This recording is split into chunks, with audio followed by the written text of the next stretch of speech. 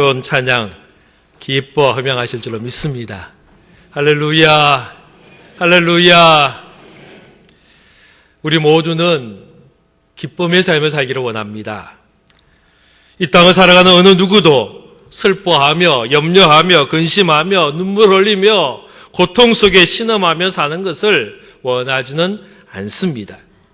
우리 모두는 다 행복을 원하고 만족을 원하고 웃음을 원합니다. 여러분은 언제 기뻐하십니까? 어떤 분은요, TV에서 재미난 프로가 나오면 기쁘다라는 이야기를 합니다. 개그 콘서트를 보면, 우차사를 보면 기쁘다라고 이야기하는 분도 있습니다. 또 여러분은 언제 기뻐하십니까? 어떤 분은요, 축구나 야구를 보면서, 스포츠를 보면서 자기가 응원하는 팀이 이기면 기뻐한다라고 이야기하는 분도 있습니다. 아마 여기 앉아있는 많은 분들이 부산에 연고를 둔 프로야구팀 롯데 자이언츠를 많이 응원할 거다라고 생각을 합니다. 30년 더 됐나요? 전에 84년도에 롯데가 한번 우승을 했었어요. 그때 대단했습니다. 몇몇 사람이 기뻐하는 게 아니고요. 부산 전체가 떠들썩할 정도로 기뻐하는 모습을 기억합니다. 그리고 92년에 한 번 더 우승하더니 그리고는 23년 동안 우승을 못했어요. 내년에 한 번 우승하면 좋겠어요. 그러면 부산에 있는 분들이 얼마나 기뻐할까. 상상만 해도 생각만 해도 얼굴에 미소가 지어지는 분들이 많이 있을 거다라고 생각합니다. 또 언제 여러분 기뻐하십니까? 자녀가 대학에 합격했다는 소식이 들려오면 기뻐합니다. 자녀가 직장에 취업했다는 소식이 들려오면 기뻐합니다. 자녀에게 사랑하는 사람이 생겨서 이제 결혼을 하게 되었다. 그러면 기뻐하는 것입니다. 어떤 분은 무엇인가를 사면 기쁘다라는 이야기를 합니다. 좋은 옷을 사면 기뻐합니다. 좋은 차를 사면 기뻐합니다. 좋은 집을 사면 기뻐합니다. 영국의 격언에 보면 이런 말이 있습니다. 하루를 기쁘게 살려고 하십니까? 미용실을 가십시오. 한 주를 기쁘게 살려고 하십니까? 자동차를 사십시오. 한 달을 기쁘게 살려고 하십니까? 결혼을 하십시오. 아이고, 영국 사람은 결혼의 기쁨의 유효기간이 한 달밖에 안 되나 봐요. 1년을 기쁘게 살려고 하십니까? 새 집을 지으십시오. 평생을 기쁘게 살려고 하십니까? 정직하세요. 라는 말이 있습니다. 비슷한 말이 중국에도 있어요. 중국 사람들은 뭐라고 이야기하느냐? 하루를 행복하려면 낚시를 하십시오. 역시 강태공의 후예가 답습니다. 낚시를 하면 하루가 즐겁다는 겁니다. 일주일을 행복하려면 여행을 가십시오. 라고 이야기합니다. 1년을 행복하려면 결혼을 하십시오. 중국 사람들은 결혼의 기쁨이 1년입니다.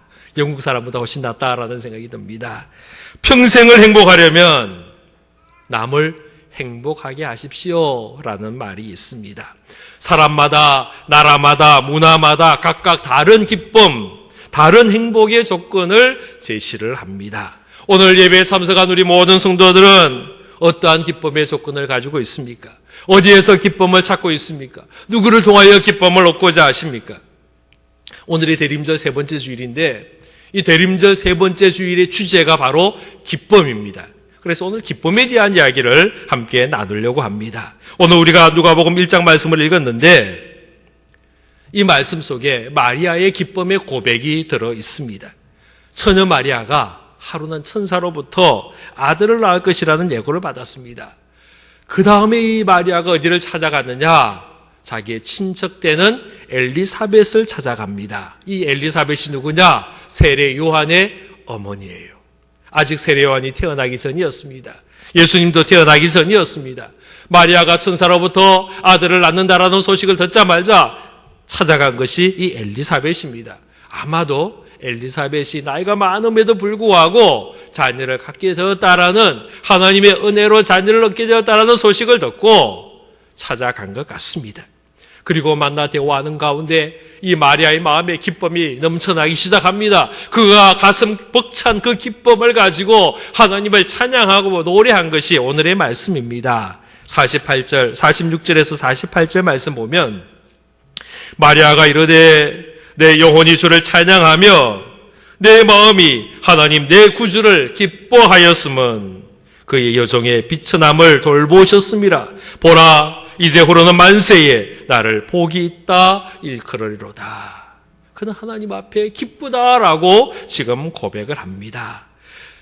이 시는 마리아의 기쁨을 노래합니다. 마리아의 가슴 속에 기쁨이 가득합니다. 오늘 이 마리아의 기쁨의 노래를 묵상하며 우리의 가슴 속에도 우리의 마음에도 주의 주시는 기쁨이 가득하기를 주의 이름으로 축원합니다. 첫 번째로요, 우리의 기쁨이 어떤 기쁨이냐?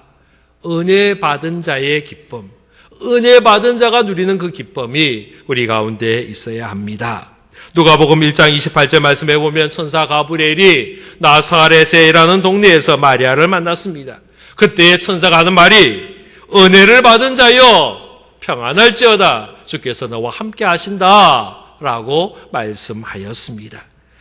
이때 놀라는 마리아를 보고 30절에 또다시 천사가 이야기합니다. 마리아여 무서워하지 말라. 내가 하나님께 은혜를 입었느니라 말씀하였습니다.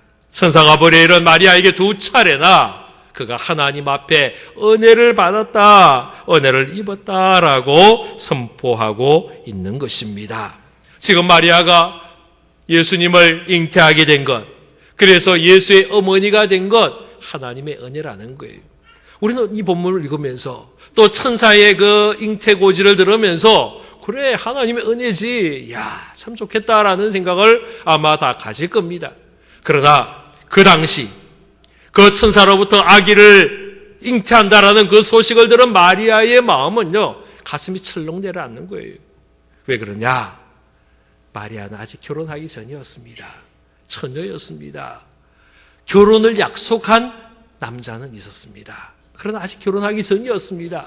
그런데 결혼을 하기 전에 결혼을 약속을 한 남자가 있음에도 불구하고 다른 사람의 아기를 가지면 율법에 의하면 이 여자는 돌에 맞아 죽는 거예요. 지금 마리아의 입장에서는 아기를 낳는다라는 이야기는 죽으라는 말하고 똑같은 말이 되는 겁니다. 마리아에게는 위기의 순간입니다. 어려움의 순간입니다. 그런데 그럼에도 불구하고 그때의 마리아의 마음에 기쁨이 있었습니다. 그 이유는 하나님의 은혜를 받았기 때문인 줄로 믿으시기를 바랍니다. 은혜를 입은 자는 은혜를 통하여 웃게 됩니다. 은혜라는 말 속에 기쁨이란 말이 포함이 되어 있습니다. 은혜가 뭐냐? 기쁨입니다. 은혜의 사람은 기뻐하는 사람입니다. 우리가 하나님 앞에 기뻐할 수 있는 이유는 우리가 하나님의 은혜 받았음을 믿으시기를 바랍니다. 강준민 목사님의 책 중에 벼랑 끝에서 웃게 하시는 하나님의 은혜라는 책이 있습니다. 지금 화면에 책 표지가 나와 있는데요. 이 책에 많은 은혜의 기쁨을 누린 사람들을 소개합니다. 그 중에 아브라함과 사라에 대한 이야기가 있습니다. 벼랑 끝에 섰다라는 것은 힘들고 고통스러운 일입니다. 그래서 대부분의 사람들은 벼랑 끝에 서게 되면 좌절합니다. 낙심합니다. 두려워합니다. 불안해합니다. 절망합니다. 어떤 사람은요, 스스로 목숨을 끊는 자살의 길을 선택하기도 합니다. 그러나 우리 믿음의 사람들에게 벼랑 끝은 어느 곳이냐 하면 하나님의 은혜를 경험하는 장소임을 믿으시기를 바랍니다. 벼랑 끝은 끝이 아닙니다. 이것은 새로운 시작입니다. 이 벼랑 끝에서 하나님이 만나주시고 하나님이 도와주시고 하나님의 일하심을 경험하는 장소가 됩니다. 우리는 이 땅을 살아가며 수많은 벼랑들을 경험합니다. 어떨 때는 질병의 벼랑을 경험합니다. 사고와 채무의 벼랑을 경험합니다. 고독과 이혼과 염려와 근심과 실직의 벼랑을 경험하기도 합니다. 우리가 생각하는 참믿음의 사람 아브라함도 역시 벼랑을 경험하였습니다. 나이가 99세입니다. 사라의 나이, 아내의 나이는 90세입니다. 그래도 나이 75세 때 처음 하나님으로부터 자녀의 복을 받을 그때만 해도 약간의 가능성, 약간의 희망이라도 남아 있었을 때입니다. 그런데 이제 벌써 시간이 지나가서 이제 99세입니다. 이미 아브라함은 벼랑 끝에 서 있는 것입니다. 아브라함은 그의 믿음도 벼랑 끝에 섰습니다. 그는 하나님의 약속을 기다리지 않고 하갈이라는 여인을 선택하여 이스마엘을 낳았습니다. 이것이 바로 아브라함의 믿음이 벼랑 끝에 서 있다는 것을 보여주고 있습니다. 그런데 하나님은 벼랑 끝에 서 있는 그 아브라함에게 슬픔 대신에 웃음을 허락하여 주신 것을 믿으시기를 바랍니다. 창세기 21장 5절에 보면 아브라함이 그의 아들 이삭이 그에게 태어날 때 백세라고 이야기합니다. 사라가 이야기하기를 하나님이 나를 웃게 하시니 듣는 자가 다 나와 함께 웃으리로다 라고 고백하였습니다. 사라가 처음 천사로부터 내년 이맘때에 아들을 낳는다라는 그 이야기를 들을 때에 그가 웃었다라고 성경을 이야기합니다. 그러나 안타깝게도 사라의 웃음은 기쁨의 웃음이 아니었습니다. 그 당시 사라는 웃는 자가 아니었습니다. 사라의 마음에는 눈물이 가득했습니다. 울음이 있었습니다. 나이가 들어가며 더 이상 아기를 갖지 못하는 나이가 되었을 때에, 그 몸이 되었을 때에 사라는 통곡하며 울 수밖에 없었습니다. 하갈이라는 여인이 임신하고 그 주인 사라를 멸시하였을 때에 사라는 또다시 울 수밖에 없었습니다. 하갈이 이스마엘을 낳고 의기양양하는 그 모습을 보면서 또다시 사라는 눈물을 흘릴 수밖에 없었습니다. 그래서 천사가 내년 이맘때에 너가 아들을 낳는다라는 말을 할 때에도 그 말을 듣고서도 그의 마음에 믿음이 생기지 않았습니다. 도리어 그는 비웃었습니다. 이것이 사라의 웃음이었습니다. 믿지 못했다라는 것입니다.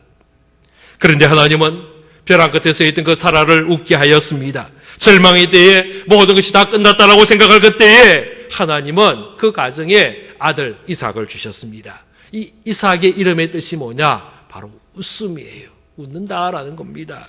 아브라함과 사라는 그의 아들 이삭의 이름을 부르면서 이삭아 이름을 부를 때마다 그는 하나님이 자기를 그 벼랑 끝에서 웃게 하시는 그 하나님의 은혜를 경험하게 되었다라는 것입니다. 어느 교회 여집사님 한 분이 미용실에 가서 머리를 카트를 했는데 그 머리 자른 것이 마음에 안 드는 거예요. 거울을 쳐다보면 얼굴이 너무 못생겨 보였습니다. 그 모습이 너무 싫었습니다. 그래서 결단을 했어요. 머리카락을 붙일 수는 없잖아요.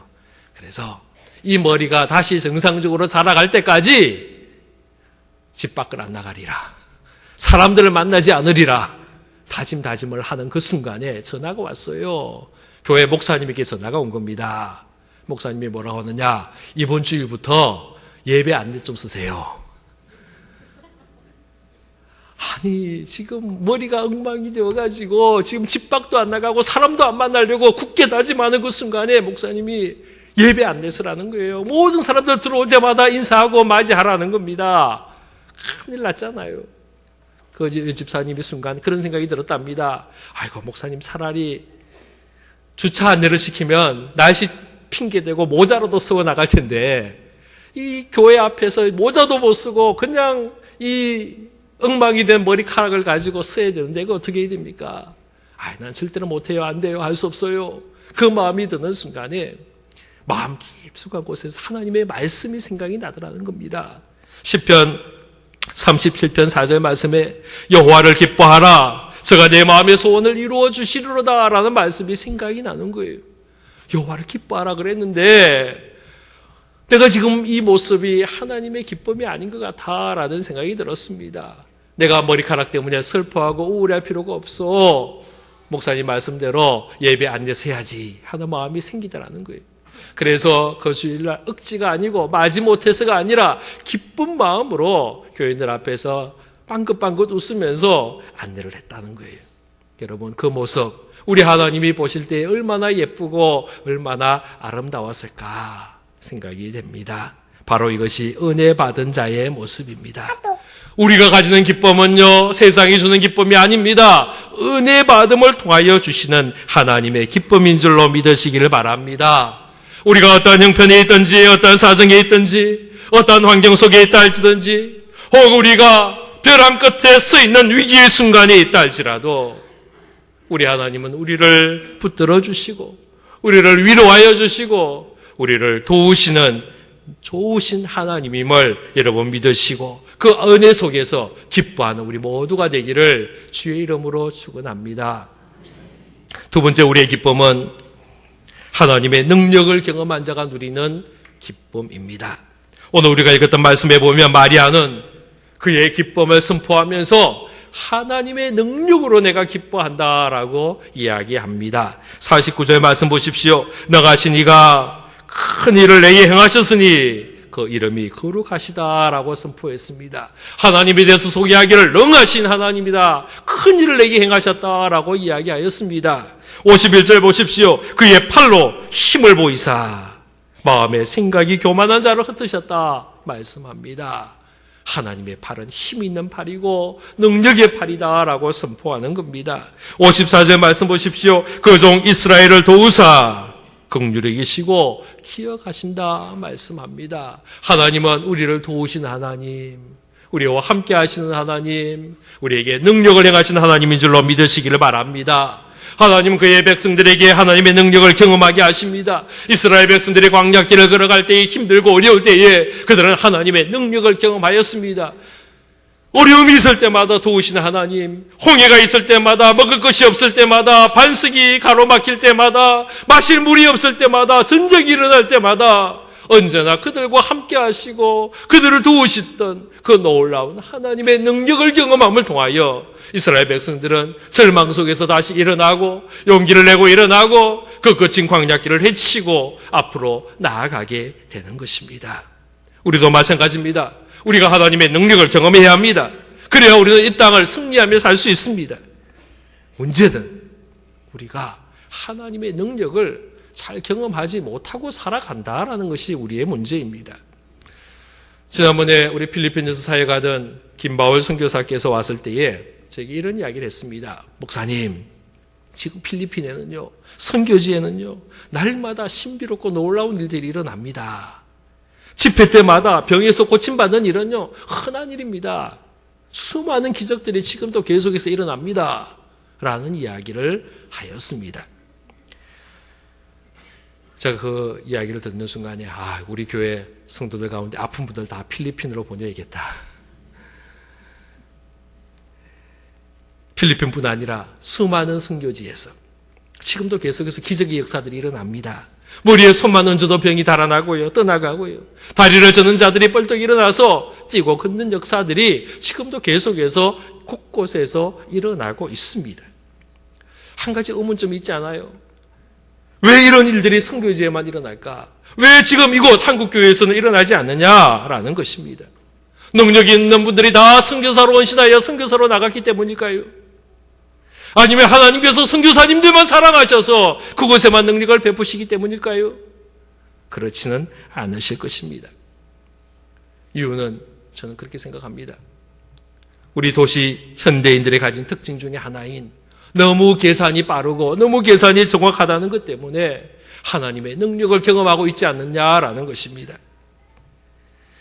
우리는 얼만큼 하나님을 신뢰하느냐 하면 내 생각의 영역만큼만 신뢰합니다. 내 계산의 영역만큼만 신뢰합니다. 우리가 계산해보고 이거는 가능해, 이건 이루어질 수 있어, 이거는 될 수 있는 일이야, 이것만 신뢰하는 거예요. 우리의 계산 속에 이거는 불가능해, 이거는 절대로 안 돼, 그거 못 믿는 거예요. 하나님께서 역사하실 수가 없는 것입니다.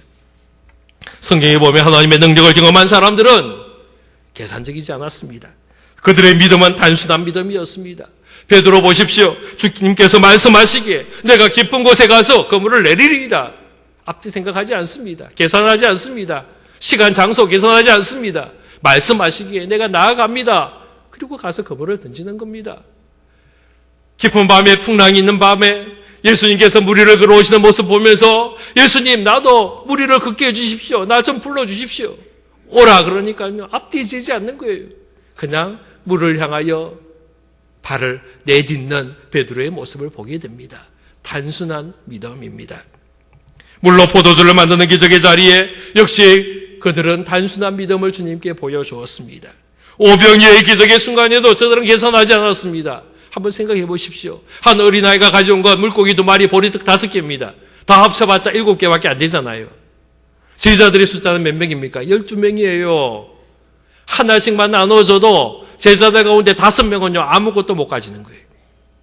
그런데 예수님께서 그 제자들을 향하여 가라라는 거예요. 나눠주라는 거예요. 5,000명 넘는 사람들 다 나눠주라는 겁니다. 계산이 빠른 사람은요 절대로 안 됩니다. 할 수 없습니다. 이건 불가능한 일입니다 라고 이야기하지 않겠어요. 그러나 제자들은 계산하지 않았습니다. 주님께서 나눠주라 그러니까 그 손에 있는 거 나눠주는 거예요. 떼어서 주는 거예요. 하나님의 능력을 제한하지 마시기를 바랍니다. 그것이 바로 불신앙입니다. 변해선 아래에서 귀신에 들려 고생하는 아들을 고쳐달라는 한 아버지의 부르짖음이 있었습니다. 마가복음 9장 22절에 보면 귀신이 그를 죽이려고 불가물에 자주 던졌나이다. 그러나 무엇을 할 수 있거든, 무엇을 하실 수 있거든 우리를 불쌍히 여기사 도와주소서. 이것이 그 아버지의 외침이었습니다. 그때 그 소리를 들은 예수님이 그 아버지를 책망하였습니다. 23절 말씀 보십시오. 예수께서 이르시되 할 수 있거든이 무슨 말이냐? 믿는 자에게는 능히 하지 못할 일이 없느니라 말씀하였습니다. 할렐루야. 예수님의 말씀은 온전히 믿으라는 겁니다. 주의 능력을 제한하지 말라는 것입니다. 온전히 주님만 의지하며 신뢰하며 믿을 때에 우리는 하나님의 능력, 주님의 능력, 주님의 기적을 경험하게 되는 것입니다. 마리아는 주님의 능력을 인정했습니다. 하나님의 능력을 받아들였습니다.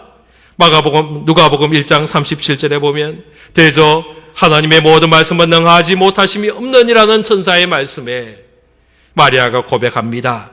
주의 여종이오니 말씀대로 내게 이루어지이다. 이것이 마리아의 고백이었습니다. 비록 처녀의 몸이지만은 나에게 아들이 있다라고 하는 그 하나님의 말씀을, 하나님의 능력을 받아들이는 거예요. 말씀대로 내게 이루어지이다.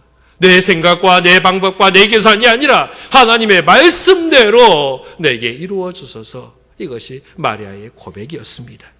하나님의 능력을 내 것으로 받아들이시기를 바랍니다. 그리고 신뢰하며 기뻐하는 우리 모두가 되기를 주의 이름으로 축원합니다. 세 번째로요, 우리의 기쁨은 예수 그리스도를 만난 기쁨, 주님을 만난 자가 누리는 그 기쁨이 우리 가운데 있습니다. 이제 곧 크리스마스가 다가옵니다. 성탄은 기쁨의 날입니다. 예수를 믿는 사람이건 예수를 믿지 않는 사람이건 모두가 다 성탄을 기뻐합니다. 그런데 문제는 그 성탄의 주인공 되시는 예수님은 자꾸 빼먹는다는 거예요. 모든 사람들이 성탄을 기뻐하고 성탄절을 기다리는데 진작 그 성탄의 주인공 되신 예수님은 제외시키겠다라는 겁니다. 예수님은 빼먹고 대신 그 자리에 산타크로스가 들어가고 수많은 화려한 장식들이 들어가고 각종 선물들이 그 자리를 차지하고 여러 다양한 파티들이 그 자리를 차지하고 있는 것입니다. 여러분, 성탄의 참 기쁨은 우리 예수 그리스도를 만나는 그 만남에 있음을 여러분 믿으시기를 바랍니다. 성경에 보면 예수님을 만나 기뻐한 사람들이 많이 있었습니다. 동방에서부터 온 박사들, 아기 예수를 만나 경배하고 예물을 드리고 저들은 기뻐하며 돌아갔습니다. 들의 양을 치던 목자들, 아기 예수를 만나 경배하고 기뻐하였습니다. 시몬과 안나, 평생 메시아를 기다리다가 성전에서 아기 예수를 보고 그 품에 안고 너무너무 기뻐하였던 그 모습이 있습니다.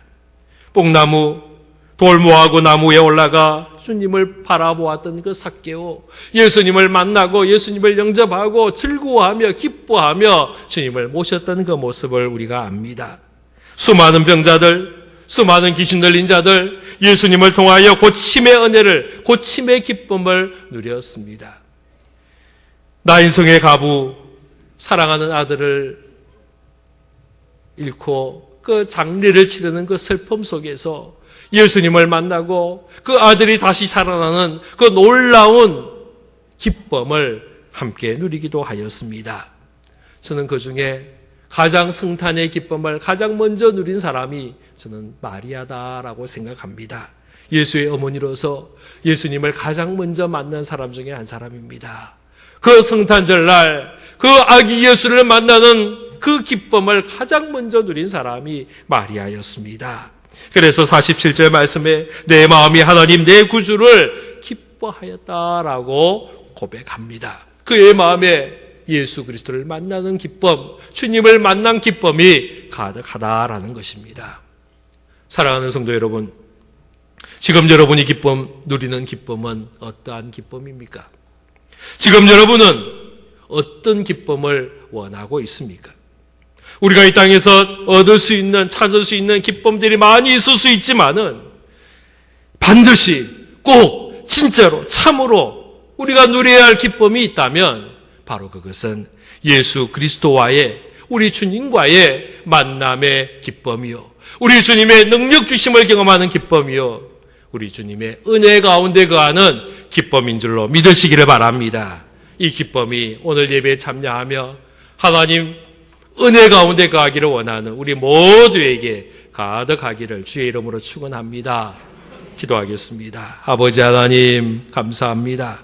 하나님께서 우리를 기뻐하셔서 예수 그리스도를 이 땅에 보내주심을 감사합니다. 우리 주님을 인하여 우리가 기뻐하기를 원합니다. 주의 탄생을 기다리며 기뻐합니다. 아버지, 은혜 받은 자의 기쁨, 주의 능력을 경험한 자의 기쁨, 우리 주님을 만난 자의 기쁨이 우리 가운데 가득할 수 있도록 허락하여 주옵소서. 우리만 이 기쁨을 누리는 것이 아니라 이 땅에 참 기쁨, 진정한 기쁨을 알지 못하는 자들에게 우리의 이 기쁨을 나누고 베풀 수 있는 우리 모두가 되도록 허락하여 주옵소서. 예수 그리스도 이름으로 기도하옵나이다. 아멘.